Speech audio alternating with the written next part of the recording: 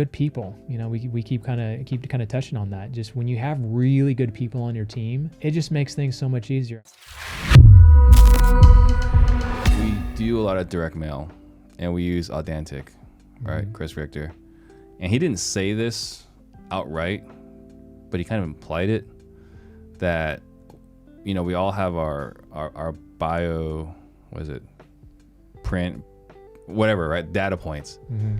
And he said like some of the best data points is if they smoke cigarettes or they play the lotto, right? If they smoke cigarettes or play the lotto, those are probably pretty good indicators for us. So I don't know if there's any channels that advertise the lottery a lot, but actually that's funny because my sister will go into properties sometimes and she's like, oh my gosh, I could not breathe because of all the smoke. So that's funny that you say that.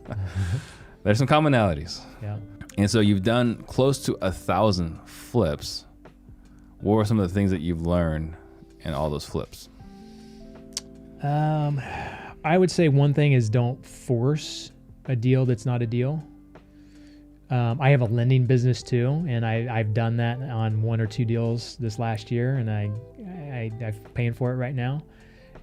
So if the numbers aren't there, don't force them. So don't try and increase the ARV, substantiate that it's higher than you think it is. Don't, think, oh man, it's 50,000 to repairs and go, man, I can get it to 40 when you don't have bids and that kind of thing, you know what I mean?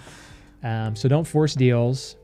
Hire really good people. So there's that fine line, right? Because if you hire someone expensive, your numbers aren't going to work, right? And those are the people that are usually pretty busy anyway. And then you have your lower tier people that can get to it faster. The guy that says, hey, I can start tomorrow, that's not the guy you want to hire, right? Mm-hmm. So there's those lower tier people. So you have to find something in the middle where they're not the cheapest, they're not going to be maybe the top notch, but they're going to be pretty good and dependable, right? So I think just, knowing what level of contractor to pick and be at. Hi guys, Tony here. I hope you like what you see so far. If you like what you see so far, hit the like button, subscribe. This will get this out to more people and notify you guys when I create more videos. I'm looking to create more millionaires and more success from people like you. So keep watching and share this with anybody you think could use it. Do good, honest business. Don't lie. Don't, tell the seller something that, that's not true. Just be upfront and honest. I'm not saying that I, cross the line a lot, but there'd be times where I'd, maybe not say something or do something. And now it's like, why not just say it? Just be honest. Good people, we keep kind of touching on that. Just when you have really good people on your team, it just makes things so much easier. I mean, I've got, 6 businesses now, and I touch every one of them, but I'm not fully immersed in any one of them.